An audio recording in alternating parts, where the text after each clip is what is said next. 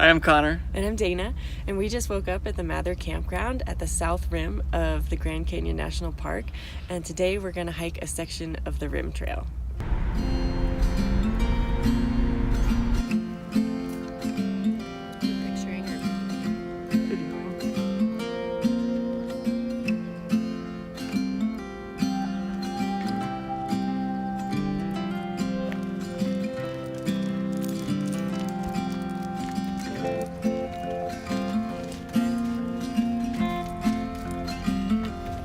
We're here at the Bright Angel Trailhead and at the Grand Canyon, and we're about to hike a portion of the Rim Trail.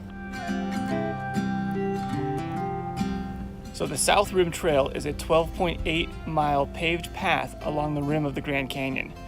For us, we are hiking this trail because it's actually the only trail along the Grand Canyon that allows dogs. And so we're traveling with Bean on this road trip, and so that's the trail we wanted to take. If you are visiting the Grand Canyon and are planning to do a portion or all of the South Rim Trail, you should know that there are lots of shuttles and buses and tons of stops. So what you can do is take a shuttle to where you want to start from, walk as long as you want, and then take a shuttle back. And that will allow you to not have to go out and back on the trail. The Rim Trail is probably the most popular trail in Grand Canyon National Park, so you can expect to see a lot of other foot traffic along this route. We are hiking pretty early in the morning, and so we're lucky. It's pretty quiet today.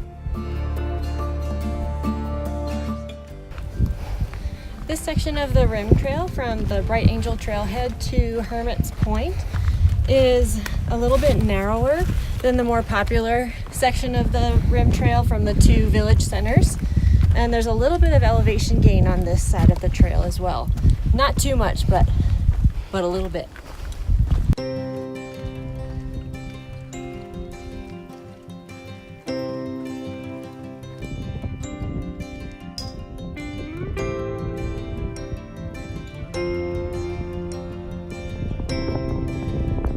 When you're hiking along the South Rim Trail, one way to sort of keep track of where you are is by the shuttle drop-off and viewpoints.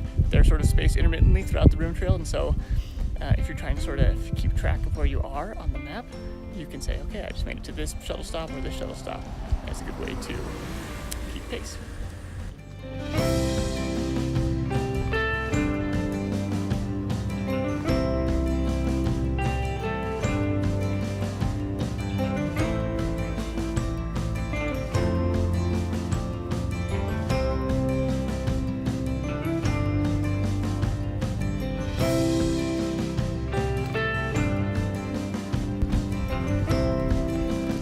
Along the South Rim Trail, the National Park Service has created this trail of time where each meter is equal to 1 million years in Earth's development.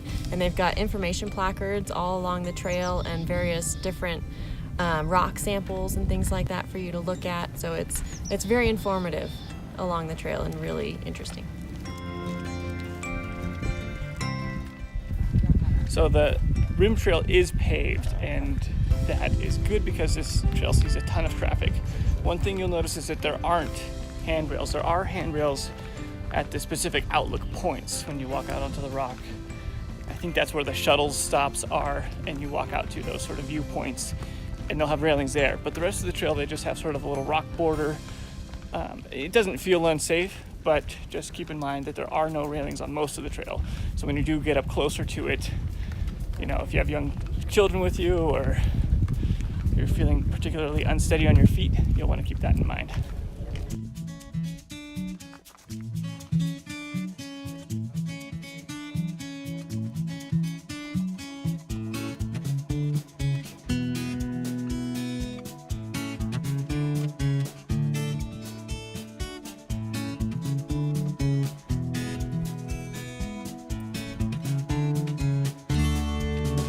Okay, so if you're hiking this section of the Rim Trail between the Bright Angel Trailhead and the Hermit's Rest, You should probably plan on bringing your own water. There were a couple refill stations along the rim trail closer in towards the village centers, but along this trail we have not seen any water bottle refill stations.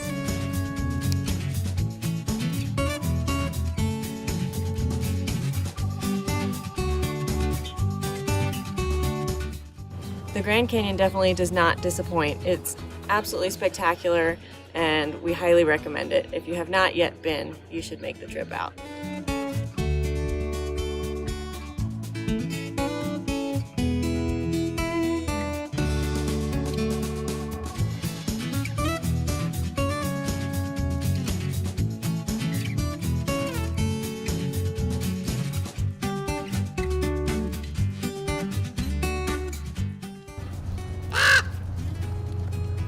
We just made it back to the car after going from the Bright Angel Lodge out to Mohave Point and back. Today we hiked a little over 6.5 miles with how much elevation change? Probably under 200 feet of elevation change. Under 200 feet of elevation change.